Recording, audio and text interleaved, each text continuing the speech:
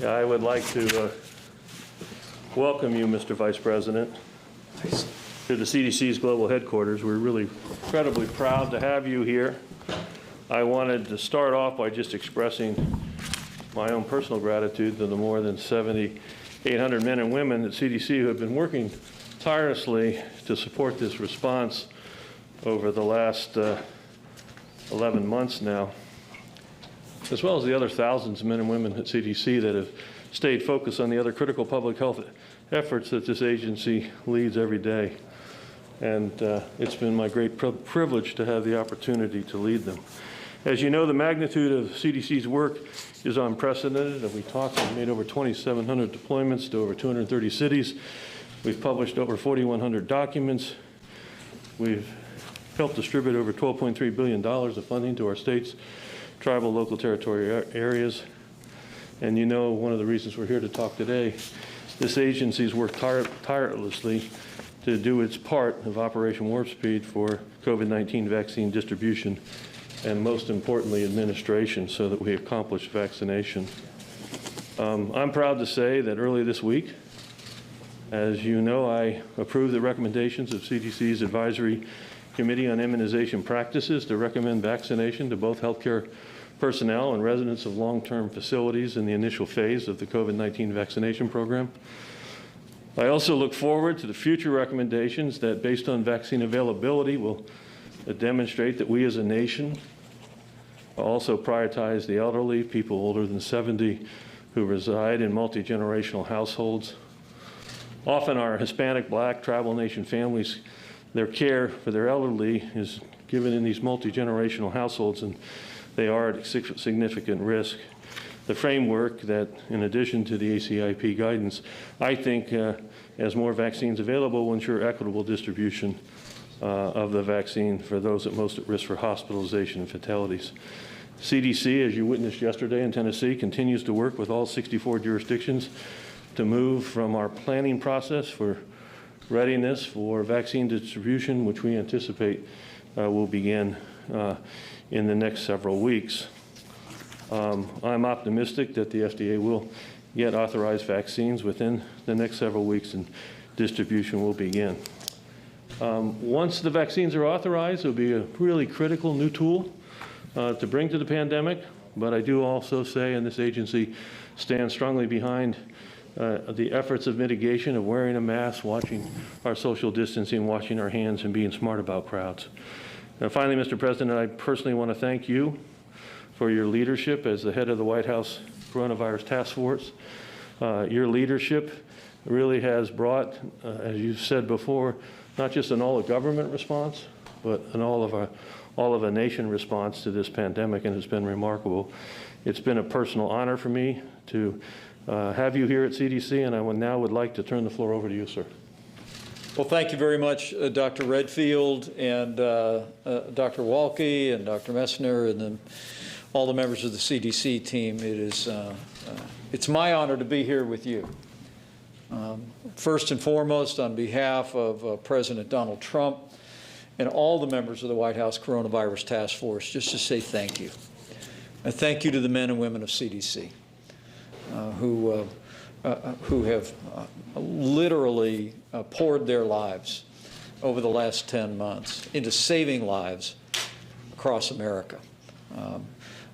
I served as governor of Indiana and had reason to work with CDC in an incident in the state of Indiana, but the work that we have done together over the last 10 months has left me deeply inspired, not just as your vice president, but as an American. With the men and women that serve on this campus, on CDC campuses across America, and literally the CDC personnel that are embedded all across this country, giving counsel to state policymakers and governors as we've found our way through this extraordinary coronavirus pandemic and its impact. So I want to say thank you to each and every one of you. I'm also very honored to be here with three leaders who have been stalwart partners in our national response. Senator David Perdue, Senator Kelly Loeffler, I want to thank you, whether it be the CARES Act, whether it be helping us to secure billions of dollars to reinvent testing, to provide PPE, the establishment of the air bridge, or just your consistent, steady support to put the lives of the people of Georgia first. I want to thank you. And I thank you for being here for this update. I'm also very grateful to Congressman Doug Collins and all the members of the House of Representatives who've, again, stood with us, put the health of the American people first. And it's an honor to have you join us for this update from the people here at CDC. We're in a challenging time in the course of this pandemic. And all of us have a role to play: wash our hands, social distance, wear a mask when it's indicated. But we're also in a season of hope. This time of year is always filled with hope through faith traditions and in the hearts of the American people, especially our children. But to be as we are, maybe, Bob, just a week and a half away from what will be the likely approval of the first coronavirus vaccine for the American people is inspiring the people of this country. And we would not be here but for the tireless efforts of everyone involved in our national response, and especially for all the men and women of the CDC. So I look forward to an update. Thank you for those strong recommendations from the ACIP that you and the CDC have endorsed. We're going to put a priority on our seniors and staff in our long-term health care facilities. And we're also going to be a priority on healthcare workers so that we continue not only to put their health first, but also make sure that we have the staff in our hospitals and our clinics to render care to Americans that continue to be impacted by this pandemic. But through Operation Warp Speed, we'll be working with governors around the country to implement those priorities and to distribute those vaccines quickly. But I also want to say how grateful we are for CDC's ongoing Council of the American People on mitigation efforts on what every American can do. And even the recent adjustment in the amount of quarantine time, taking it from the expectation of 10 to 14 days to 7 days, I know was a great encouragement to Americans. But all along the way, CDC's been playing its invaluable role in advising not only our administration, but administrations in every state, every territory in the nation. And so on behalf of our president, our administration, on behalf, I know, of all those stakeholders and the American people, just Dr. Redfield, Dr. Walke, Dr. Messner, the whole team here at CDC looking on, just thank you for your deeply compassionate and dedicated service to the American people. Because of all of you, help is on the way. We can see the light at the end of the tunnel. And I'm more confident than ever that the day will come, and come soon, when we put this coronavirus in the past and return our nation to the freedom and the health and the lifestyle that we've all enjoyed across this country. So, Dr. Redfield, thank you very much for your kind words, and I'll turn the program back over to you. Thank you very much, Mr. Vice President. I think now, Senator Perdue, you're going to make some comments. Well, thank you, Dr. Redfield, and I appreciate you and your leadership here at the CDC hosting this roundtable and update on where we are. Your leadership across your 5 big platforms around the country and all around the world has meant so much to the administration and all of us out here in the real world relative to this pandemic. So thank you for everything the CDC has done. We are so proud to have you headquartered here in Atlanta and in Georgia. But I want to call out the Vice President and the President as well for their contribution here. Mr. Vice President, I want to thank you for your leadership in this entire effort. I remember in days one when the conversations in the White House were talking about how do you limit travelers coming back to the U.S., how do you get U.S. citizens back into the U.S. We've progressed and learned a lot about this virus since then, but I really want to call out Operation Warp Speed. This is remarkable what you guys did, breaking through the red tape, the regulations that were unnecessary, going to a sequential development, a parallel development rather than sequential, and just knocked years off the development of this potential vaccine. We're so excited about the potential for an approval here in the next few weeks, but it's on the back of development of treatment regimens of Regeneron and remdesivir and so forth that that you guys have really broken through the log jams and the bureaucracy to make this happen. So thank you as well, Mr. Vice President. Thank you, Senator. I'll turn it back. Thank you. Thank you. Senator Loeffler? Thank you, Director Redfield, and thank you for hosting us here for this important day. Mr. Vice President, thank you so much for your leadership of the Coronavirus Task Force. You and the President have shown America what's possible here. You've given us hope. We saw in the jobs report today that America can and will get back on its feet. As y'all promised, you would help bring us back. You've done that through the work of these great agencies, but also through the private sector. And that partnership's been so important. The President recognized that. He's a business person. He understood how to engage the private sector, but also HHS, Department of Defense, BARDA. And I was so pleased to be able to support that work through the CARES Act. $3 trillion of relief going to hardworking Americans, our hospitals, our schools. And my heart goes out to all Americans who are impacted by this. Those lives lost, those that are ill, those small businesses that were shut down. And I know that you and the President will keep fighting for Americans to come back from this stronger than ever. So thank you. Thank you, Director Redfield. Thank you. Senator. Thank you all, and thank you, Mr. Vice President, and both of the senators. I now would like to really introduce Jay Butler, who's our Deputy Director of Infectious Disease. Jay also served as one of our incident managers of the COVID response prior to Henry. And I've asked Jay to give approximately, Jay, I think we've got about 18, 20 minutes before we have to wrap up by 1. So to try to sort of lead our discussion about our vaccine preparation and distribution efforts, Jay. Great. Well, thank you, Dr. Redfield, and let me also extend my welcome and appreciation, Mr. Vice President, Senator Loeffler, Senator Perdue, and Congressman Collins. It's really an honor to be able to host you here. When we look at where we're at in the pandemic response, Mr. Vice President, you used the word hope. I remember about 9 months ago, we were talking about we hope we have a vaccine very soon, and now we're really on the verge of having a vaccine that will be administered to Americans. You're here at CDC. I want to acknowledge the partnership between CDC and Operation Warp Speed, but also our state, local, and tribal partners who are really on the front line of administering these vaccines. And I also want to point out that this is bigger than an all-of-government response. It's an all-of-America response. It's going to take all of us at various levels of government, also industry partners, healthcare providers and facilities, as well as community and faith-based organizations and leaders. So not to scare anybody, but there is a PowerPoint that might help to frame the conversation, but I want to stress that I'd like this to be conversational. So feel free to jump in if you have questions along the way.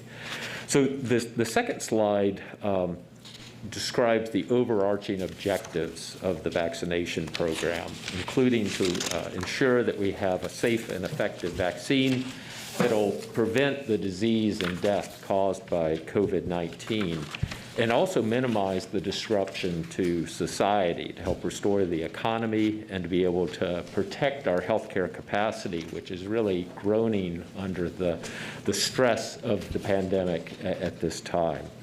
But also to be able to assure equity in the vaccine allocation and distribution. The pandemic has really shown a bright light on some of the inequities in health, and we want to do everything we can to be able to resolve those. The third slide shows some of the components of the vaccine implementation. But it includes, just as you were discussing And Dr. earlier. Butler, you made that point, and when I was in Tennessee yesterday, the head of the hospital association, I think there are many heroes in the midst of this pandemic the last 10 months, but no more so than our doctors and nurses and people staffing our hospitals and emergency rooms. And it would be altogether fitting for the vaccine to go to them. But your point, well made again, is that as we focus on the vulnerable people in nursing homes and long-term care facilities and people that work there, the recommendation, CDC's recommendation to states, is about making sure that as we see cases rising, hospitalizations rising, that we make sure that the staff are protected or vaccinated and continue to give that level of care.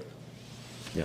Thank you. Yes, we definitely want to protect those that protect us, and also recognizing our healthcare workforce is predominantly female, and some of the communities that are heavily impacted by the pandemic are actually overrepresented among healthcare providers. So I think that is going to, the prioritization of healthcare providers will be important for protecting not just the healthcare infrastructure, but also addressing some of these issues that you just raised. Yeah, very good. So the components of vaccine implementation include this process of identifying who is going to be vaccinated first, because we will have more people than we'll have vaccine initially, allocating it out to the states and some of the local jurisdictions to be able to make sure that it's getting to where it can be administered. Distributing it, the logistics of getting it from the factory to where it can be administered, and actually also making sure that it gets into arms and being able to track the safety. And because it's going to be 2-dose regimens, at least for the initial vaccines, making sure those second doses are administered. And throughout all of that, making sure that we're communicating what we know about the vaccine as transparently as possible, and reassuring people that we're telling them what we know when we know it.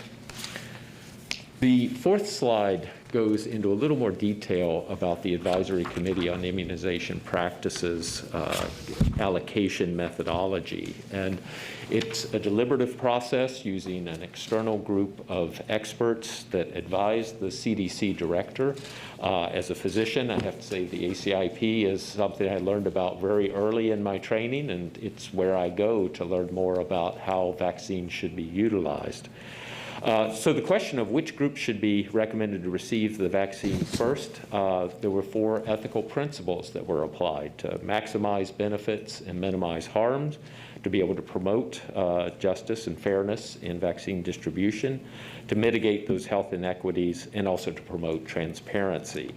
Incorporating what we know about the science of the vaccine, what do we know about the logistics of implementing a vaccine, particularly these ultra-cold chain vaccines, and the ethics of making sure that it's a fair process. The ACIP has met twice over the past 2 weeks in public meetings, and the fourth slide, they're actually not numbered, but I think it's the fourth slide, that outlines some of the recommendations that came out of those deliberations.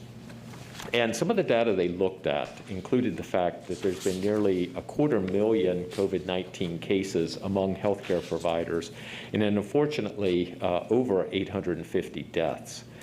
Also, looking at the data that we have on long-term care facilities and modeling those epidemiological data, we know that vaccinating staff can actually be a very powerful way to be able to save lives. And then also the exposure that occurs in healthcare facilities not only can put the healthcare providers at risk of disease, but also because of the issues around quarantine and isolation, take them out of the workforce at a time when we desperately need them. The next slide has a bar graph, which I think says a lot about the process that the ACIP went through, and recognizing that the risk of severe illness goes up with increasing age, but we're not going to have enough vaccine to vaccinate all of our elders. And what this shows is the proportion of COVID-associated hospitalizations that come from long-term care facilities. And among people aged 75 and older, more than half come from long-term care facilities. So that gives us an opportunity to really identify where we're going to get the biggest bang for our buck with those initial doses of vaccine. So the next slide actually describes those phase 1 allocation groups, including healthcare personnel, which we estimate there are about 21 million in the United States that fit the broad definition of healthcare provider, and roughly 3 million residents of long-term care facilities.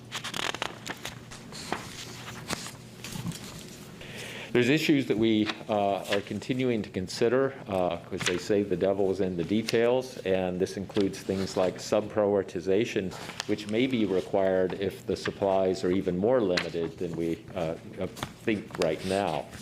Also, implementing the programs for healthcare personnel will need to consider the fact that the vaccines do cause some reactions, and sometimes it's not uncommon for people to have a sore arm, a low-grade fever, headache, to feel tired, and we want to make sure that our healthcare workforce isn't potentially delayed from continuing to provide services because of the vaccine itself.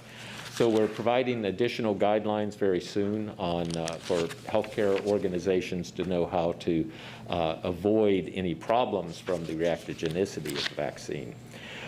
We also know that reactogenicity appears to be lower in an older adult population, so that's, I think, potentially good news. There is a graph describing the distribution concept. I'll summarize it by saying the Pfizer vaccine, which requires ultra-cold chain, it's the one that everybody says is Antarctic temperatures, will be shipped directly from the manufacturer to selected sites that can maintain that cold chain. In some states, that may be only 1 or 2 locations. The other vaccines, such as the Moderna vaccine, will go from the factory to a distribution system that is already existing, one that we use routinely for the Vaccine for Children program. It's a system that already distributes more than 80 million doses of vaccine each year. This will get the vaccine out to different places where it will be administered. And I should also add that it's not just vaccine that's showing up, but also the ancillary kits, in other words, needles, syringes, alcohol swabs, these kind of details that are so important to be able to get vaccine, not just out of the factory out into the states, but also making sure it's getting into arms where it's going to make a difference. And Dr. Butler, if on Operation Warp Speed, I think it's an encouragement to the American people to know that while the scale of the distribution of this vaccine is historic, in its particularly in the time frame that we're going to be driving. This is what CDC does every year. I think, Dr. Redfield, you gave me a number at a recent task force. I mean, how many vaccines does CDC distribute every year? This system that we're using with McKesson, as Jay said, we do over 80 million a year. So I think every American would be comforted to know that CDC already has been in the business of working with the private sector to distribute 80 million vaccines every year. And so while our objective is to make the vaccine available for every American that would want it, and we believe we'll be in a position by the spring or early summer to have sufficient vaccinations for that, the confidence that I've heard from people is we're building on a foundation that CDC is quite well versed in, and that our private sector partners are very experienced at.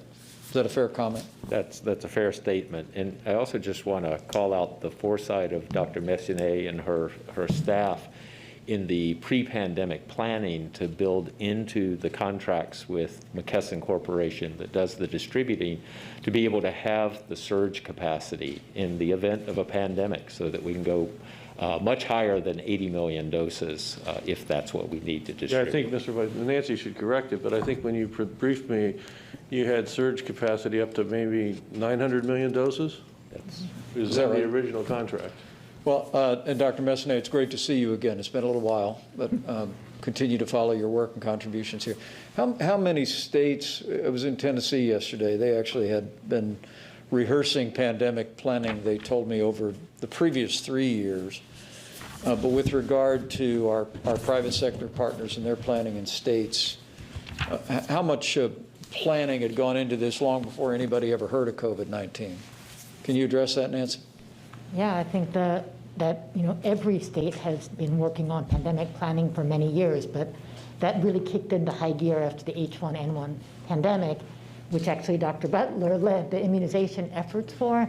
And I think that the point is that while this is an unforeseen scale, the building blocks of this existed not only at CDC, but at every state and jurisdiction. I think that's what's been most inspiring to me, Bob, and Dr. Butler and the team, is that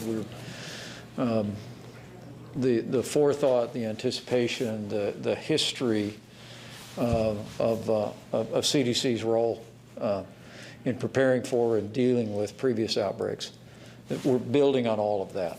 with this. I think it gives all of us great confidence about the ability to hit our marks in Operation Warp Speed. So, but go ahead, Dr. Butler. I just wanted to amplify that with you. Well, thank you, sir. And I think I can add for Dr. Smith, who is the health commissioner in Arkansas, and for my own experience as health commissioner in Alaska, the support of CDC was critical for the statewide and local, as well as tribal preparedness for what we're dealing with now. There's a slide that describes a little more of the details of the Pfizer and Moderna products. I think the only thing I'll point out is that it's not straightforward. It's not as easy as 2009 and one dose of influenza vaccine. That it's 2 doses, it's different intervals, it's different handling. So there's quite a bit of education that we are putting together for providers, as well as some fairly complicated data tracking to be able to make sure We're direct shipping vaccines to providers to be administered. The Pfizer product is direct shipping, and then the Moderna product is going through the McKesson process. But it's a fast process. It doesn't slow down. But both of them end up at the provider. That's correct. Which is really remarkable in the sense of what General Perna was briefing us on just a couple of weeks ago was that as we're encouraging states to enroll more providers, then we have the ability through either system to ultimately have that vaccine arrive at provider, however large or small they are. So that's how we actually believe, and that from the moment that we receive FDA approval, which we think is likely sometime the week of the 14th of December, that we could be shipping within the first 24 hours, and we could be vaccinating people within 24 hours of that. So within 48 hours from the FDA's approval, we could be vaccinating people literally in all 50 states and territories all across the country. So it's and this is all being overseen by the CDC and the experienced people here. So really remarkable. Okay. The next page shows actually the number of vaccine providers who are enrolled to be able to administer vaccine.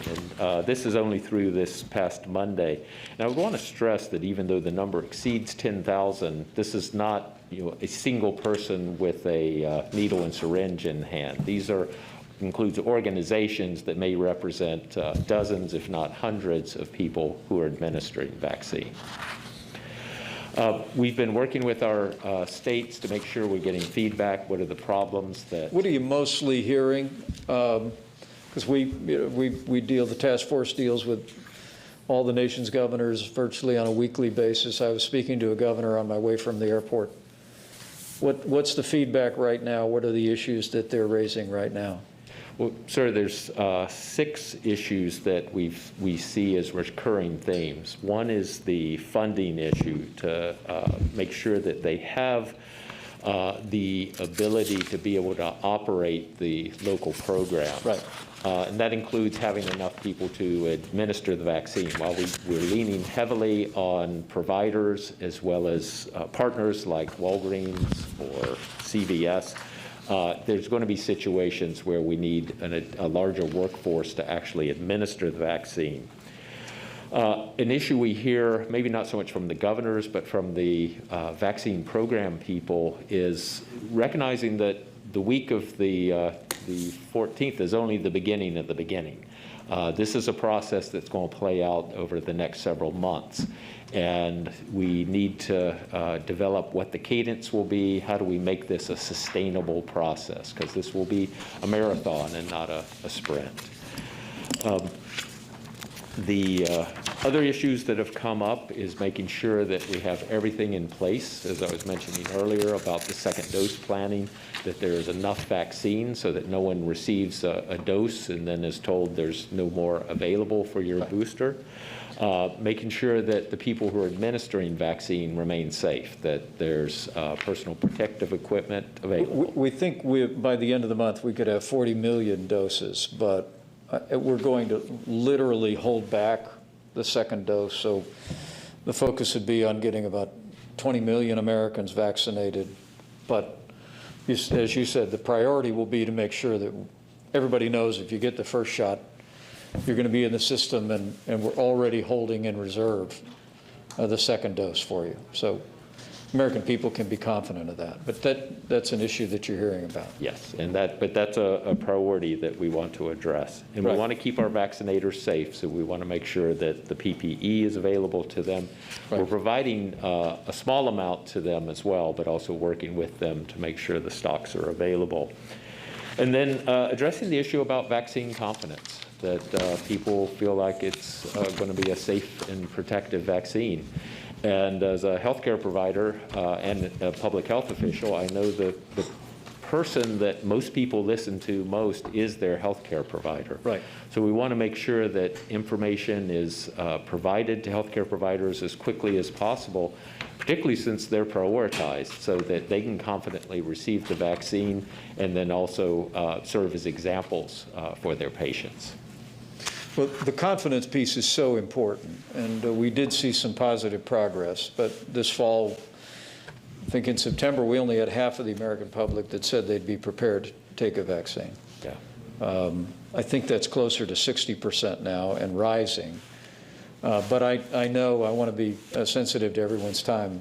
I know you're initiating a project to build confidence in the vaccine, and I think it's incumbent on all of us in public life to communicate the thorough process. Where we've gone at a record pace, but we've cut no corners. That's right. In this. And I think that what we want to do is assure the American people there's been no compromise of safety or effectiveness in the development of this vaccine. We've just under Operation Warp Speed, we've, as Senator Perdue said very well, for the first time ever, we did several things at the same time. We literally were manufacturing vaccines while they were being developed and screened and reviewed. So that's what puts us in a position to have the 40 million doses that we could have before the end of this month. But I just want to urge you all on in that. I know that Dr. Redfield and I have spoken about. You said there's no more trusted voices than your local healthcare provider. I think CDC's voice in continuing to reassure the American public about the safety of this vaccine would be extremely important. So I want to encourage you in that. Nancy could probably make a quick comment. Clearly has been working prior to COVID to build our confidence in vaccination with influenza, which obviously then laid the groundwork for this. And in addition, people may not be aware, but the CDC, in partnership with the FDA, really has an extensive vaccine adverse reporting system that we operate on all vaccines. And I think that's also part of the importance of building confidence, that we have this transparent adverse reporting system. Nancy, I don't know if you want to make a comment or two about it. Dr. Cohen, it's actually her Thing, program. Amanda? Sure. So the Vaccinate with Confidence program, it's really a national strategy to support increasing confidence. You can step forward, Doctor, if you like, so we Can we see it? The National Vaccine Confidence Program is being initiated by CDC and all of our federal partners to reinforce trust in the American public, which means we need to not only monitor safety as much as possible and as robustly as all of our systems will give us all of that data, but we also have to communicate that to the public on a regular basis. The most important thing we can also do is empower healthcare providers. As Dr. Butler said, healthcare providers, if they take the vaccine and they show everyone that they've taken the vaccine and that it's been and they support and recommend vaccination, they will infuse confidence in the American public. I always say we have 20 million healthcare providers. If each one of them instills confidence in 10 people, we will get there. And finally, engaging communities is the last part of our strategy, which is really important to reach communities that have health disparities, that may not trust the government in the same way that other groups do. And we really have to address them using local partnerships, addressing them with listening to people's questions and concerns about the vaccine, I think several people have said, I don't want people to tell me what to do, I want people to talk to me about what to do. And so we're really going to use, as Dr. Butler said, an all of America approach. We need not only government and healthcare providers, but also local community trusted sources to help us increase confidence. That's great. And it's Dr. Cohn, is it? Yes. And so all of that information will be public to the American people. That adverse effects, people can report in if they have an adverse effect of the vaccine. And so people would be able to track virtually in real time how people are responding to the vaccine. I think that'll be a great comfort to the country. And I really want to commend you for that. Great job. Excellent job. Well, Dr. Butler, I might just jump in here because I wanted to hear a little bit from Dr. Walke, just a big picture for I know the senators and the congressmen are in the process of looking at possibly additional resources. I'd love to give Dr. Walke a chance to say where we are nationally. In the Emergency Operations Center, we just got a briefing that we're seeing cases coming down across the heartland, but we're starting to see upward trends in the South and in other major metropolitan areas in the Northeast. So I'd love to get your sense of that. But let me just say, Dr. Butler, I want to thank you for your years of dedicated service, but especially this year and the difference that you've made and will continue to make here. We're all grateful. We're all grateful to you personally and look forward to continuing to work to the day that we put the coronavirus in the past. So thank you very much. Dr. Walke, you want to give us all a quick thumbnail of where we stand today and how you might best advise the task force or these policymakers that are here. Yeah, thank you so much for the opportunity, Mr. Vice President. As you saw in the EOC, yes, there are some positive signs in the overall. In some of the jurisdictions, for example, in the Midwest and the Plains, we're starting to see the cases come down. Certainly in some of the larger population centers in the West and the Northeast, we're still seeing the cases go up. So that's the cases. Hospitalizations are, hospitalizations follow cases, increasing cases by about a week or 2 weeks. So the hospitalizations are still rising, and it's a real problem. Healthcare providers are overstretched, beds are full, and so we need to try to prevent hospital strain. And the way to do that really is for Americans to lean in and use a mask, wash their hands, maintain their distance, avoid crowded indoor, unventilated spaces. And get tested. We just released, for example, our domestic travel guidance that emphasizes before you travel and after you travel, consider getting tested before you get on a plane, especially for an international flight. And then when you return, make sure that you're staying at home for a period of time, up to 7 days, so you make sure you're not infecting other people. We did just reduce the quarantine. We still say at 14 days is probably the safest for quarantine, but we give an option for 10 days without a test and 7 days now with a test, recognizing that health departments are overwhelmed with the number of case investigations and the contact tracing. So I think at this moment... And so if someone is a close contact that they know about or that they just may suspect that they were exposed, if they get a test at the end of 7 days, they actually give that to me in layman's terms. Thank you. They can actually get tested at 5 days, for example. So you could get tested at 5 days after a close contact with a confirmed case. You're tested at 5 days, and that could either be with a rapid antigen test, where you can get the result back in 15 minutes, or with a molecular test, like a PCR test, which your result will come back in the next day or two. If that test is negative, then you can be released from quarantine after 7 days. So 7 days of quarantine with a test, 10 days without a test. I got it. So I think as our hospitalization beds are filling up, the deaths are still rising.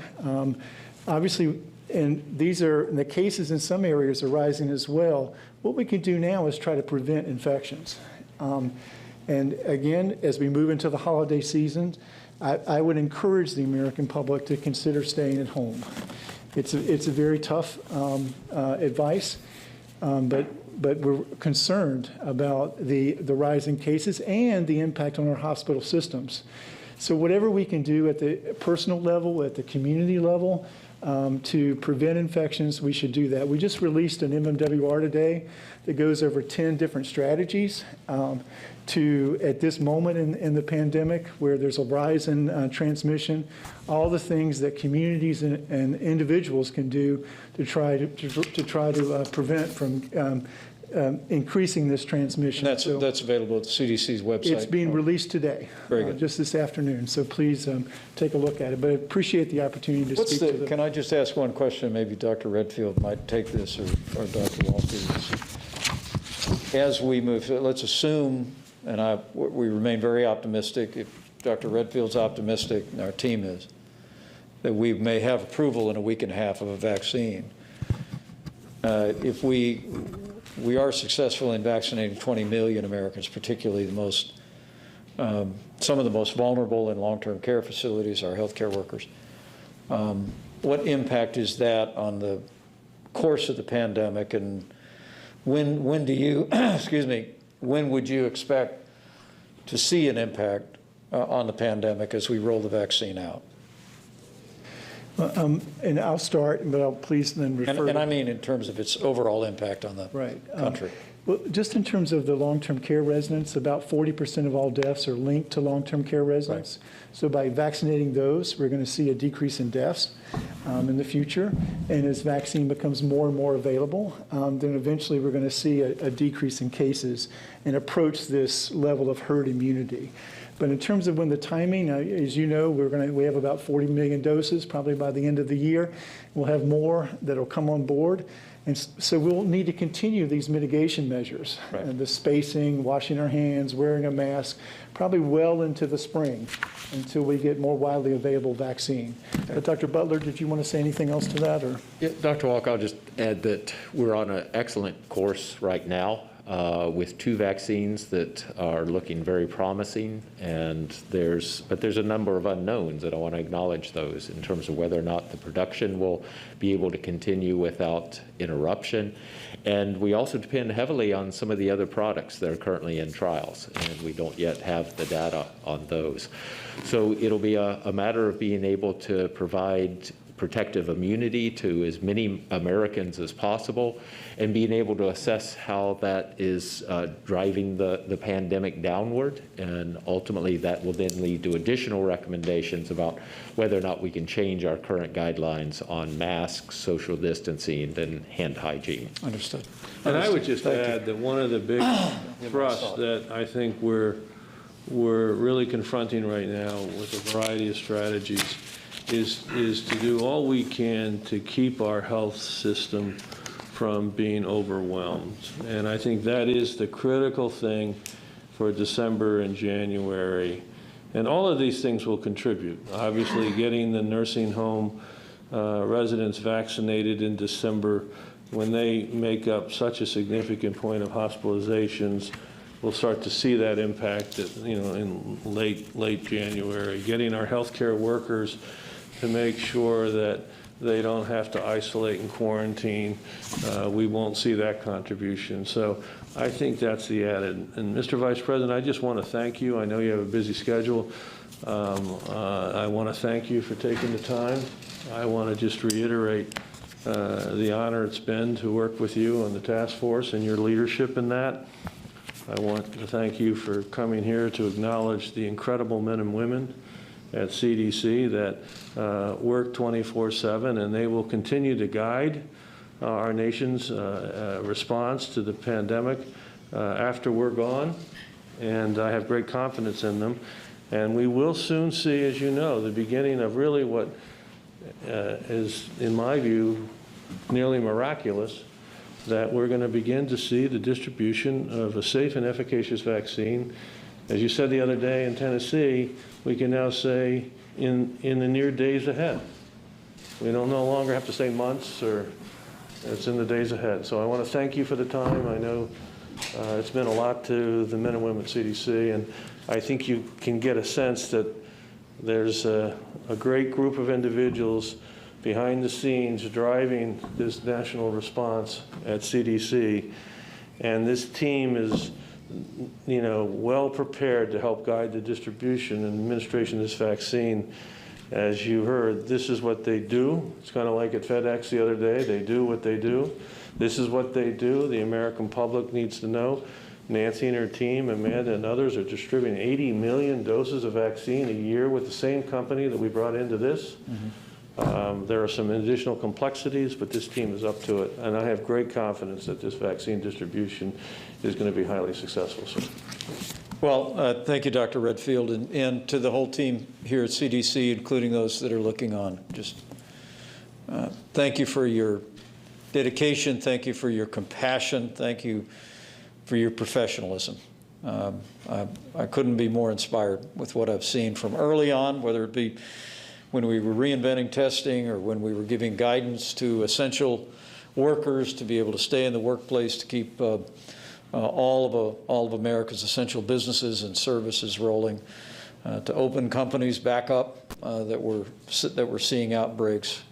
The guidance that you gave through those 45 days and the guidance you continue to give Americans, and now to see the way CDC is continuing to play a shepherding role over Operation Warp Speed, to make sure that we have a safe and effective vaccine and that we deliver it to the American people as quickly as possible is tremendously inspiring. So, Dr. Butler, thank you. Dr. Messner, great to see you again. Dr. Walke, I know our incident commander, thank you for all the long hours that you've put in. And I want to thank the Senator Loeffler and Senator Perdue. Again, $3 trillion in support for American families and American businesses and American healthcare providers, and to Congressman Collins as well. You all have been extraordinary partners on behalf of the American people through this. But I'll just end by saying Dr. Redfield and I have become very good friends through this process, and he is a man of integrity, and I just couldn't be more grateful that Dr. Robert Redfield was leading CDC at such a time as this, and it gives me great confidence that help is on the way. We all have a role to play. We'll continue to play it. We'll continue to all of us do our part. But from Dr. Redfield on down, the American people owe a debt of gratitude and honor to the men and women of the CDC here and around the country. So